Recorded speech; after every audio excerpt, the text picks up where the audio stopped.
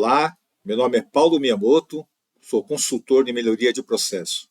Hoje eu vim falar para vocês sobre aquela expressão, o gato subiu no telhado. Quem já não ouviu isso? E aí eu vou contar essa paródia e tentar associar com a aplicação prática para as empresas. Então, existia um casal que precisava viajar e tinha um gatinho. Então, um gatinho que eles adoravam. E na viagem, eles pediram para cuidar do gatinho. Eles iam viajar, tal, o gatinho, tomar cuidado do gatinho. E aí, passado um tempo, ligaram para a empregada, que estava lá tomando conta da casa, toda atenciosa, etc. E aí perguntaram, e aí, como está o nosso gatinho? Aí ela falou, olha, o gato morreu. Morreu? Como assim morreu? Né? E, opa, o nosso gato voltou a viver. Ele é um ator, gente, por isso que ele está aprendendo ainda. E aí o falou, olha, não é assim que se fala. A minha mulher ouviu isso, do jeito que você falou, ficou transtornada, ficou muito chateada. Não é assim. Quando for assim, você tem que falar assim, olha, o gato subiu no telhado, para depois você contar uma fatalidade, né? Então, primeiro avisa que o gatinho está no telhado, está fazendo arte, e depois você vai contando uma historinha até chegar na fatalidade. Entendeu? Ah, entendi sim, disse a empregada. Vou prestar atenção. Aí, mais tarde, o homem ligou para a empregada. E aí, tá tudo em paz aí? Como está a minha sogra? E aí, a empregada falou, olha, a sua sogra subiu no telhado. Muito bem. O que diz isso, né? Que você precisa preparar, né? Preparar para dar a notícia que o gato subiu no telhado. Mas o bom é que antes do gato subir no telhado, nós temos como alertar, para não ficar isso, de repente, uma notícia inesperada. Então, para isso, eu vou contar um pouco da minha experiência profissional associando, né, a essa paródia. Então, a questão é como você avisa antes que o gato subiu aqui no telhado. Então, no começo da minha carreira, quando eu tinha 18 anos, eu consertava mainframes, que era o sonho da minha vida, né? Consertar computador. Vem muito daquele filme, para quem se lembra, tem pais que lembram, O Túnel do Tempo. E aí, eu utilizava o osciloscópio para consertar esses computadores, usando os sinais da placa, tal, etc. E para saber se eu estava indo bem, eu trabalhava na Boros, que hoje se chama Unisys, que na época era a segunda maior fabricante de computador do mundo, e tinha 90 técnicos na filial. 90. E aí o meu chefe pegava o relatório, mostrava o tempo médio de conserto de equipamento, chamado MTTR, Medium Time to Repair, e comparava por modelo de equipamento, né, para saber como estava indo a minha performance. Mas também era comparado com técnico sênior, pleno e júnior, no caso onde eu era. E também saber se eu tinha curso ou não dos equipamentos, porque eram muitos modelos de equipamento. Não tinha só um modelo de impressora, tinha vários. Não tinha só um modelo de unidade de fita, vários, e assim por diante, né? Então, a gente conseguia comparar para saber se a gente estava indo bem. Mesmo equipamento que não tivesse curso, tinha muitos defeitos que eram por similaridade. Fusível, cabo com mau contato, coisa do tipo, né? Então, mais da metade desses defeitos, eles eram similares. E a gente conseguia consertar, mesmo não tendo curso, né?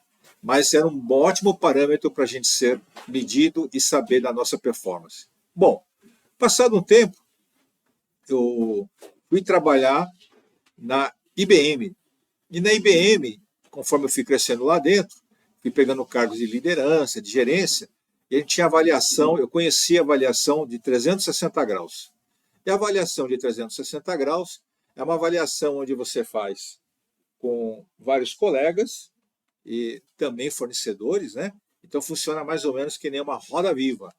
Então você é o centro das atenções e aí a avaliação é enviada para os seus clientes internos, clientes externos, para os seus colegas, né, outros pares que nem você, e também para o seu chefe, lógico, e para outros colegas dos chefes, que também com a qual você mantém contato. Difícil quando você não tem contato com outras diretorias, outros gerentes, não é verdade? E com isso, você tinha uma avaliação 360 graus. Bom, Da IBM eu fui trabalhar na GE, General Electric, e lá eu aprendi o curso Six Sigma. E eu achei muito interessante a metodologia, né, que eles tinham de medir o processo e pessoas também, né? Então tinha um presidente na época chamado Jack Welch, foi considerado o executivo do século, e lá ele tinha uma metodologia para você sempre buscar performance. E a performance começa com pessoas de alta performance. Então ele falava o seguinte: você que é líder, você tem que pegar a sua equipe e classificar as pessoas em quadrantes.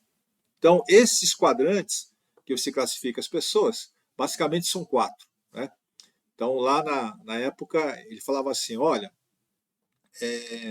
para as pessoas, você tem que detectar quais são os valores e potenciais da organização ou do setor onde você está e qual é o resultado esperado, né, do setor ou da pessoa que você está avaliando. Então, pessoas que têm alto potencial e alto índice de resultado são pessoas classificadas como ouro, onde você tem que bater palma, reconhecer e promovê-las. Pessoas com alto potencial, porém com resultado abaixo da média, você tem que incentivá-los para ele virar ouro. Então você tem que dar algumas chances para que a pessoa mostre que ela possa virar ouro. Né? Claro que depois tem um tempo para isso acontecer, senão, infelizmente, ela não é uma pessoa que conseguiu desenvolver o seu resultado. Por outro lado, tem pessoas que têm o seu potencial abaixo da média que você espera. Às vezes a empresa ela olha para frente e gostaria que o time, no futuro, todo mundo falasse inglês, todo mundo tivesse um conhecimento acima da média do mercado, porque profissionais preparados tendem a dar resultados melhores. Essa é a filosofia, por exemplo, da empresa. Então, se o funcionário ele tinha um potencial abaixo da média, porém resultado acima da média, então era encarado como bronze, que eram profissionais que estão performando, porém, em um futuro, né, pode ser que isso seja uma limitação e o seu resultado comece a cair. Por outro lado, né, que é o inverso do ouro, tem pessoas que têm baixo potencial e baixo resultado.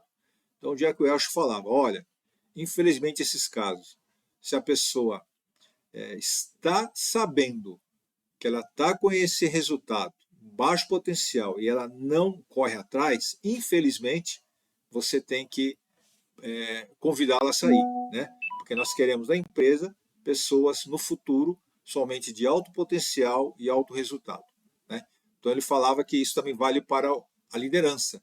Se a liderança tem um time cuja média de resultados é um desses quadrantes, então a liderança ela também sabe ao longo do período, não, como que está. Então, antes do gato subir no telhado, né, você tem avisos para que antes disso acontecer você saiba por onde está indo, né? Tá bom? Obrigado. Meu nome é Paulo Miyamoto, consultor em melhoria de processo.